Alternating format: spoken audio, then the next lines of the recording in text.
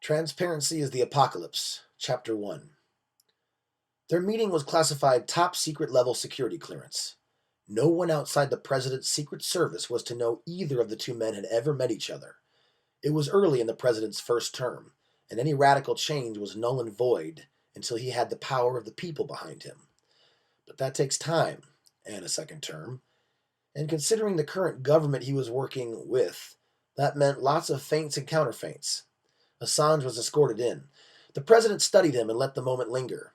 The irony of this gaunt, ghostly, dangerous white man plotting with the first black president amused him.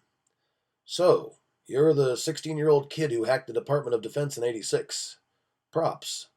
"I was just showing off," replied Assange. "It was a piece of cake, but I hope it helped you Yanks realize how vulnerable the USA was at the time." "Just showing off? Like Matthew Broderick in War Games?" The president smiled. "I like that. I'm a fan of your work. Did you know what the future held for you?"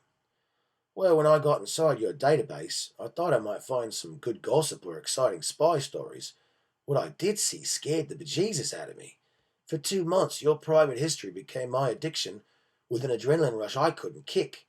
During that time, I rarely slept, and when I did, my dreams were full of FBI agents kicking down my door or accidents taking my life. You were supposed to be the good guys, but your secret memos read more like you were amoral strategists, sponging techniques from all your enemies to use against them, while improving upon them." "Some of us, yes," admitted the president.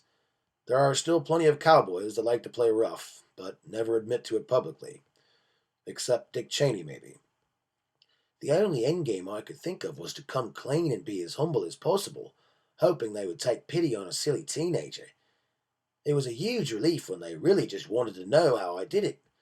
They even offered me a job." "Why didn't you take it?" the president asked. "I was traumatized.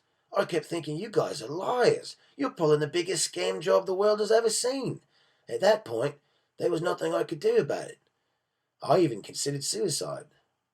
"You would rather die than fight?" "You were young once. How did you feel when you found out who really killed the Kennedys and Martin Luther King? Or did you not learn that until you took office?"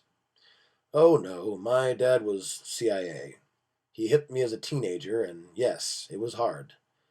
I was 6 when they shot Martin.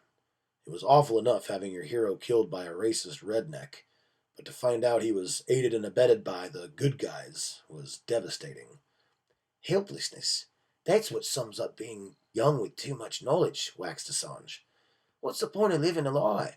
It took years of meditation and reading before I stumbled upon the Pentagon Papers' Supreme Court ruling, and I had an epiphany. I don't have to fight them. All the world needs is an easily accessible Ellsberg who will publish what the mainstream media can't and won't. I found my purpose in life and I was off and running." "I read about what you did in Africa," said the president. "When I realized you were that kid from '86, I got goosebumps." "It was awesome. I felt I could finally do something." "Me too. And that's why I wanted to see you." End of chapter.